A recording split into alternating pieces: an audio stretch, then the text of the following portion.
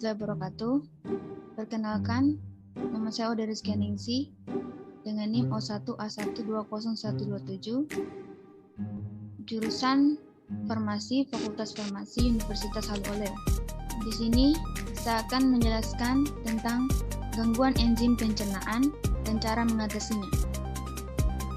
Sebelum itu, kita harus mengetahui apa sih pencernaan itu. Pencernaan adalah sebuah proses metabolisme di mana suatu makhluk hidup memproses sebuah zat dalam rangka untuk mengubah secara kimia atau mekanik sesuatu zat menjadi nutrisi.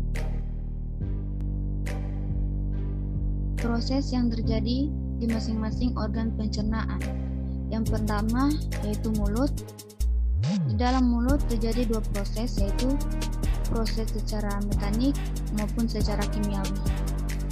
Proses secara mekanik dilakukan oleh gigi yang dibantu oleh lidah. Istilah proses ini dikenal dengan istilah mengunyah. Proses kimiawi yang dilakukan oleh enzim amilase yang membantu proses pencernaan amilum. Yang kedua yaitu faring. Di dalam faring terjadi proses pencernaan secara mekanik.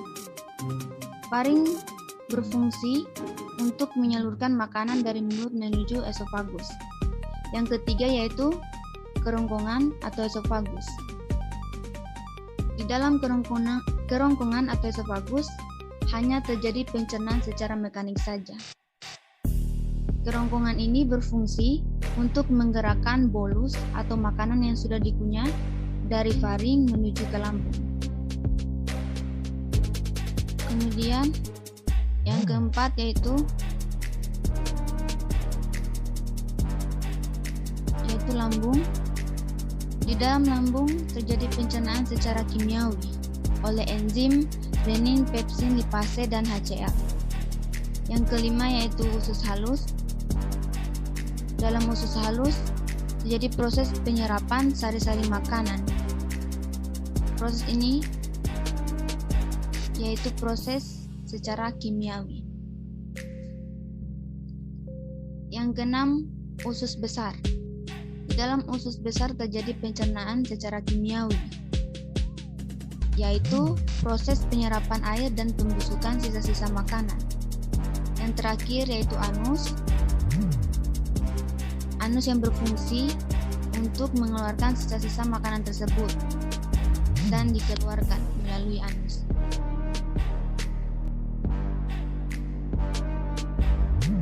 Lanjut, materi selanjutnya yaitu enzim-enzim yang terlibat dalam proses pencernaan. Yang pertama yaitu amilase, yaitu enzim yang diproduksi di kelenjar liur, pankreas, dan usus halus.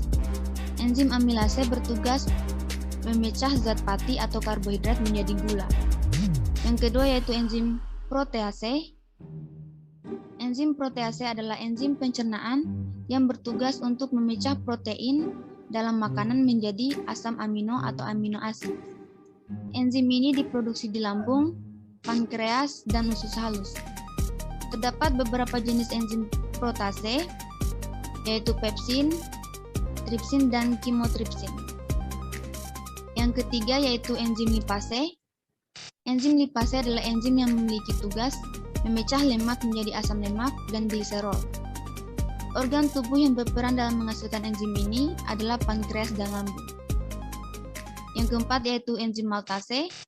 Enzim ini diproduksi oleh usus halus dan memiliki fungsi untuk menghancurkan maltosa. Zat gula maltosa ini banyak ditemukan pada tumbuhan, seperti biji-bijian, gandum, dan ubi.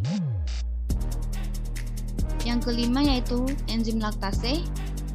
Enzim laktase adalah jenis enzim pencernaan yang diproduksi di usus halus yang berfungsi untuk memecah gula laktosa.